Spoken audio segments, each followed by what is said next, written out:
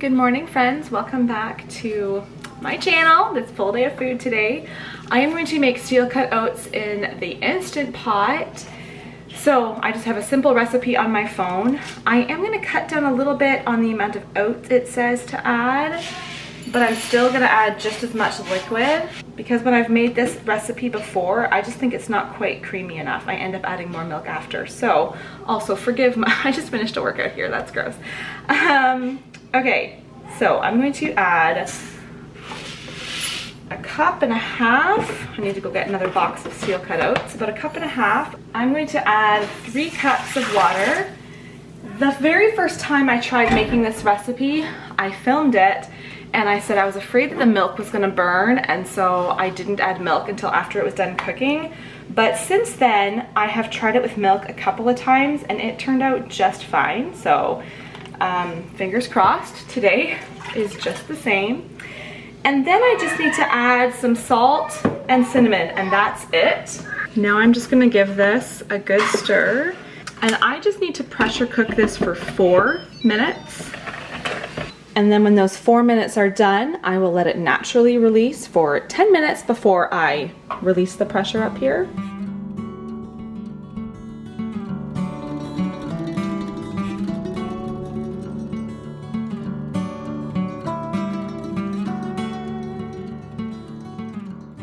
I thought I was filming. Ugh, why do I do that? Okay, I just reached up to turn my camera off because I was like, okay, I've filmed enough. Nope, I never even started it. So frustrating. Okay, so recap. I opened up the Instant Pot and thought, is this too creamy? Because it just looked like a lot of liquid on top. But then I started to mix it and realized that that looks really, really good.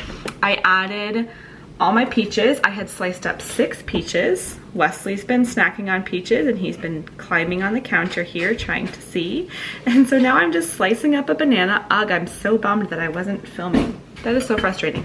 Okay, just forget about it, Julie. It's okay. This will be fine. I'm going to add just a couple of spoonfuls of brown sugar. It works well. Probably about a tablespoon there and another tablespoon. It works well that I don't have to set brown sugar to the table or anything. It's just already sweetened. So would you get me the milk? I think I'm actually gonna pour just a little bit more milk in here too. No, you can probably pour milk in too. Actually, just put the milk to the table. People can just add milk if they want to at the table. It's okay, bud. So there's another look at breakfast. I'm gonna serve that up. And this is really tempting to me. This looks so good, and it is a nice healthy breakfast, healthy hearty breakfast. Yes, but I just finished a really good workout and I want to have my protein shake. So I think I will not have this. Yeah, that's sugar, Wesley. And I will have my protein shake in a little bit. But I know that this will be delicious. You want a protein shake too? Yeah. Or do you want some oatmeal with peaches and banana?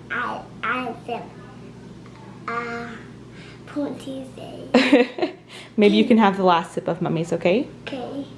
All right, you, mister, can get going on setting the table. We'll have more milk here and apple juice and orange juice to drink. And that's our breakfast. Okay, just take that book nicely off the table and go put it over on the stairs. Oh, Simeon will take care of it. Thanks, bud.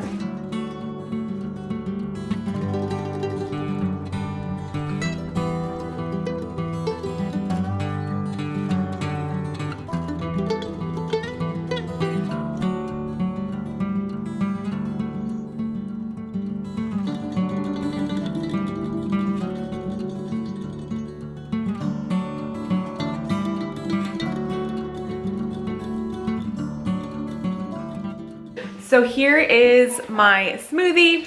What I put in it is almond milk, cottage cheese, cream cheese, frozen strawberries, protein powder, vanilla protein powder, and collagen. It is so good. It is such a tasty smoothie. Yes, Wesley, I will try to remember to leave my last sip for you. I will show you what collagen I use and what protein powder I use. So back here in this closet, this is where I keep it. I should have brought it out to the light where you could see it a little bit better, but I just started using this collagen This is from Costco. And then my protein powder, this one is Andrew's back here. He has a chocolate one. And this is the one that I use. It is this Creed Whey Protein Isolate. It is the vanilla cupcake flavor.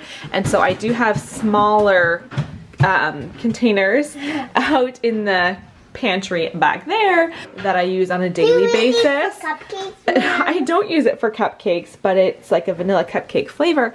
Just poured my coffee, and I am about to get a fruit fly trap because there are so many fruit flies around here. I keep my sourdough for the most part in the fridge to try to keep them at bay, but they are just crazy. It is the end of August, and this is the first time I've set out a fruit fly trap. Like, they've just been bad over this past week or two, so that's been nice.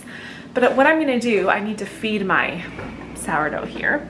And what I'm gonna do is I'm just gonna put a little spoonful of the sourdough. Sometimes I'll do like a little banana or some sort of fruit I have. Something that the fruit flies like. Sourdough is one of those things. And then I put some apple cider vinegar and some dish soap. And so they love the smell of all that, but they drown in the dish soap. So I'll put saran wrap over that, poke some holes in it, and try to get rid of these super annoying fruit flies. Okay, I think this is how I did it. Last year is the first year that I tried this new way of doing it. But I think that's how I do it. So stick that back there, and I will... What is that? That's to try to catch some fruit flies. But what's that thing in there that's white? It's sourdough. I will keep you guys posted. Give you an update tonight. Make sure that that's all sealed.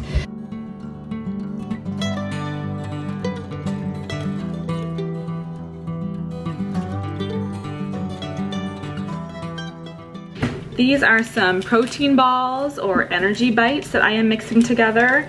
We'll eat these later on today, but I just wanted to get some made. The kids are around me like, are we eating this now? Because they are getting hungry for lunch. So I'm just gonna get this all mixed, put it in the fridge. It needs to cool down for a bit before I can roll them into balls. And then I will get started on making lunch. So I have a recipe open on my phone. This is the recipe I always use for these protein balls. I will make sure to leave that recipe down in the description. It has a base, so it's like your oats, chia seeds, peanut butter, honey, vanilla, and salt. That is the base. And then it has 7 different ways you can adjust them. So I often do one that has raisins and cinnamon in it. Usually I do half raisins and cinnamon and half this one, which is a double chocolate. It has both cocoa powder and chocolate chips. But the last couple times I made them, I found that the kids really just wanted these ones and they didn't want the raisin ones as much. So this time I just made a triple recipe, and it's all the double chocolate. We had a pretty late breakfast this morning, and so I thought we could definitely wait till 12:30 or so to eat lunch. It is currently 10 to 12 and the kids are all trying to convince me that they are so hungry. I think they should have had a second helping of oatmeal. Some of them ate pretty fast and then wanted to go play. But I am going to cook up, I have 3 boxes of macaroni and cheese. I also have, here, I'll turn this around. So this is the macaroni and cheese. These are all the Annie's. Oh, different designs. Okay. 3 boxes of Annie's mac and cheese.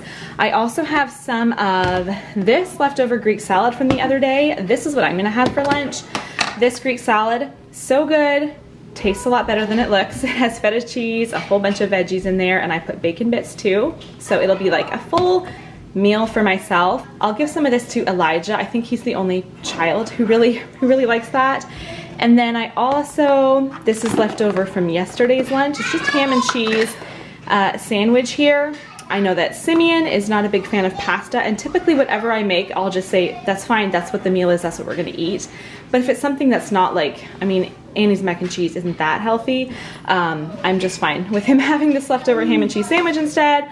I will also slice up some more veggies for the kids who aren't gonna have this salad.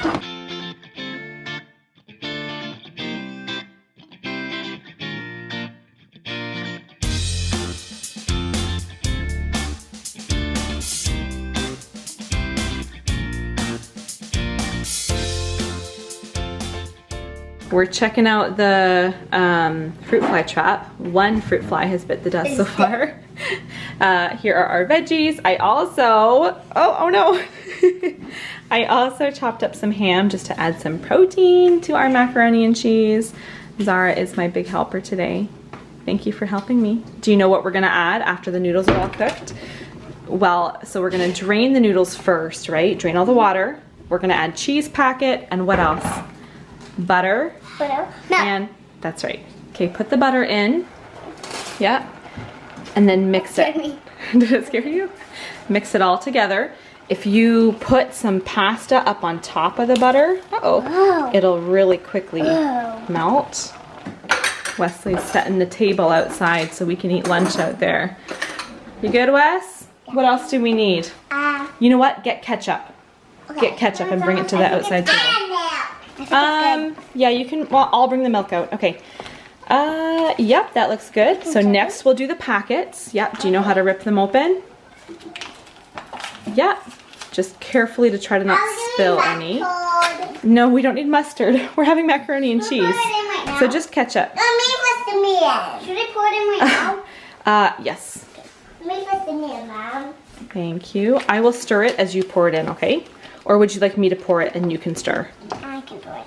Okay. Not too crazy or you'll spill.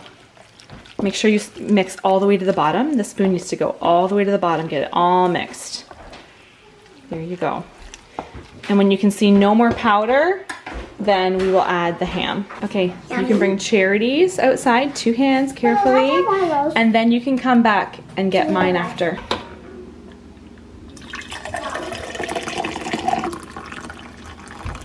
I am going to start some early prep for dinner. So I took some pork chops out of the freezer this morning.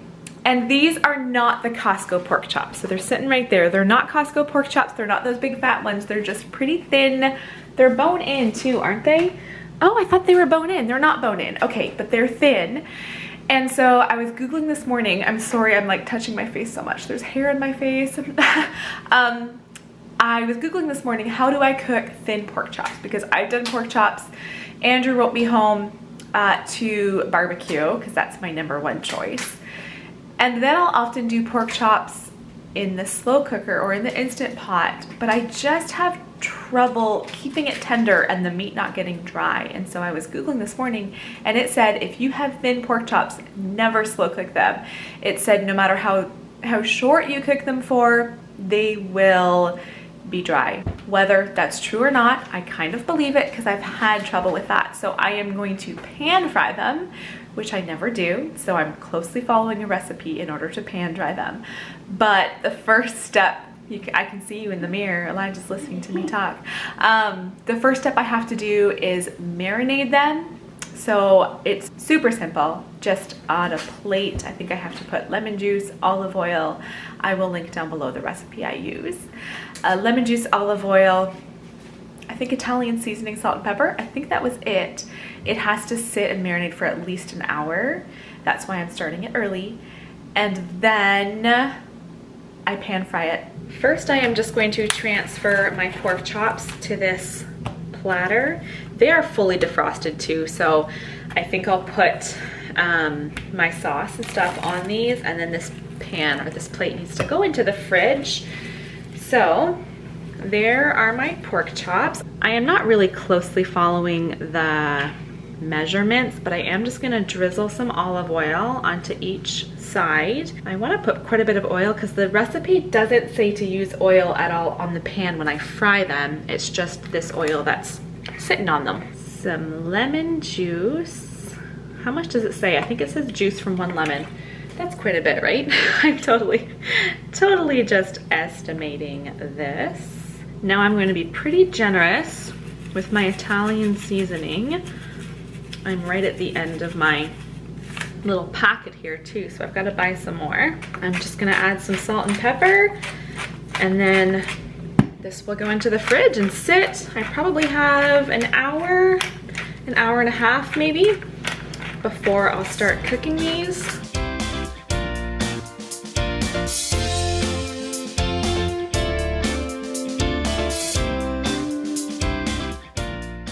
I rolled some of these. These ones are gonna go in the fridge, and then these ones I will roll a little bit later and put them in the freezer. These freeze super well. So easy to pull out, they just defrost in an hour or two and just really good to snack on. I would gladly be serving these protein balls for afternoon snack, but I did promise the kids a couple days ago. I said tomorrow I will make popcorn for a snack, and I didn't. So they reminded me today again, Mom, we need to have popcorn for a snack. You said we'd have popcorn, and I said, are you sure you don't want protein balls? And they're like, can we please have popcorn? So for snack today, there's half a watermelon sitting in the fridge. I'm going to slice that up, and then Elijah is going to be in charge of, excuse me, Elijah's going to be in charge of popping some popcorn. He has done this a couple times, but I think you still, like if I said, go make some popcorn, Elijah, would you be able to do that all by yourself? No. No. So I'm going to teach you measurements today so that next time I say, Elijah, would you make popcorn? You can do it without any assistance. That'd be great, eh? Yeah. Okay, grab your spoon and scoop up just 2 heaping spoonfuls of the coconut oil and just put it, okay, that is like heaping. Let me see. You know what? Okay, put that on. Let me just see how it looks on the pan. That's enough coconut oil, okay, for sure. And then half a cup of the popcorn kernels. When you pour it, like that looks like a tiny bit. Of kernels? Yeah. Yeah, and then like, they pop and puff up. That's right. So hold on, Elijah, put the top on, not the black part, just that part. And then, got it? Okay, and then turn it on. And then you just watch it.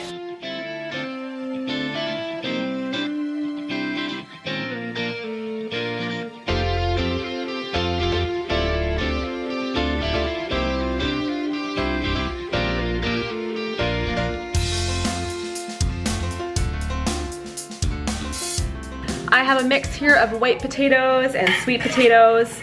I just drizzled some olive oil on each of these pans. And then for spices, I did salt, garlic powder, and paprika. So I'm gonna get those all mixed, and then they are going to go into the oven. I got my meat out of the fridge, and I've got my cast iron skillet out. So I am going to turn this on to about 5. Now these are supposed to cook for 4 minutes on each side.